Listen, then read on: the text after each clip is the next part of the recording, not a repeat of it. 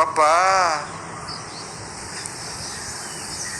ಒಂದು ಆ ಊರಲ್ಲಿ ಒಬ್ಬ ದೊಡ್ಡ ಸಿರಿವಂತ,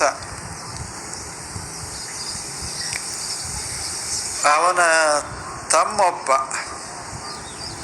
ಇಬ್ಬರು ಬಹಳ ಅನ್ಯೋನ್ಯವಾಗಿದ್ದವರು. ಇಬ್ಬರದು ಲಗ್ನ ಆಯ್ತು. ಹಿರಿಯನಿಗೆ ಮಕ್ಕಳಾಗಲಿಲ್ಲ, ಕಿರಿಯನಿಗೆ ಅಂದರೆ ಗಂಡು ಮಕ್ಕಳಾಗಲಿಲ್ಲ. ಕಿರಿಯನಿಗೆ ಒಂದು ಗಂಡು ಮಗುವಾಗಿತ್ತು, ಒಂದೇ ಮಗುವಾಗಿತ್ತು. ಇಬ್ಬರು ಒಂದೇ ಮನೆ, ಎರಡು ಭಾಗ ಮಾಡಿಕೊಂಡಾರೆ. ಈಚೆ ಕಡೆ ಆತ, ಈಚೆ ಕಡೆ ಈತ. ಇವನಿಗೆ ಹೆಣ್ಣು ಮಕ್ಕಳದಾವ, ಇವನಿಗೆ ಗಂಡು ಮಗು ಒಂದದೆ. ಮಗು ಬಹಳ ಸುಂದರವಾಗಿತ್ತು, ಬಹಳ ಒಳ್ಳೆ ಮಗು ಅದು.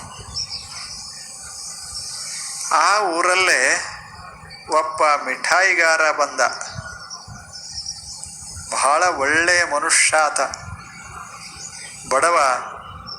ಒಂದು ಗಾಡಿಯೊಳಗೆ ದಿನಾಲು ಮಿಠಾಯಿ ತಗೊಂಡು ಪ್ರತಿ ಓಣಿಗೆ ಹೋಗ್ತಿದ್ದ. ಅಲ್ಲೆಲ್ಲ ಹುಡುಗರು ಆತನಿಗೆ ಮುತ್ತಿಕೊಳ್ತಿದ್ರು. ಅವನಿಗೆ ಅದರಾಗ ಸಂತೋಷ ಇತ್ತು. ಅವನಿಗೆ ಲಗ್ನಿಲ್ಲ, ಮಕ್ಕಳಿಲ್ಲ, ಮನೆ ಇಲ್ಲ.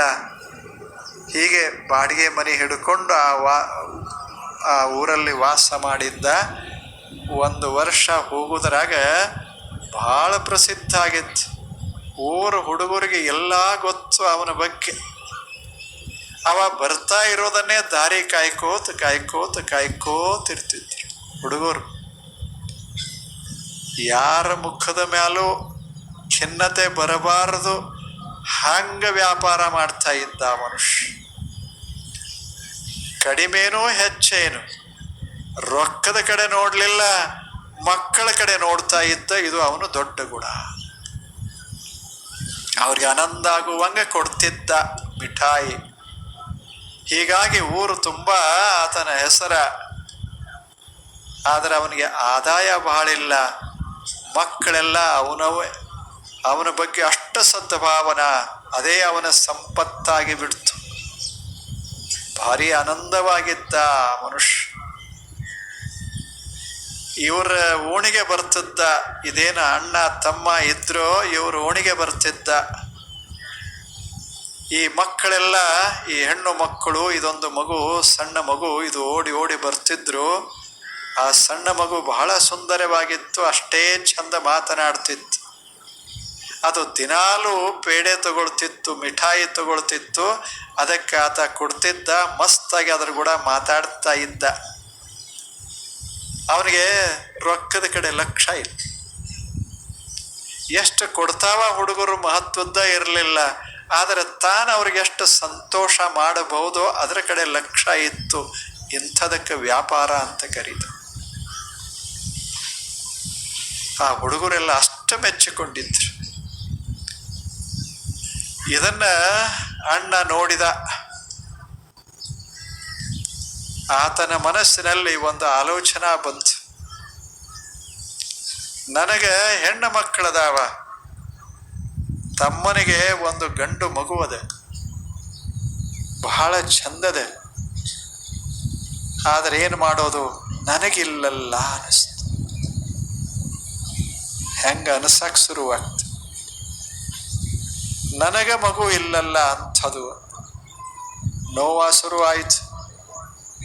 ಎರಡನೇದ್ದು, ನನಗಿಲ್ಲದ ಅವನಿಗೆ ಅದ ಅಲ್ಲ ಅಂದ.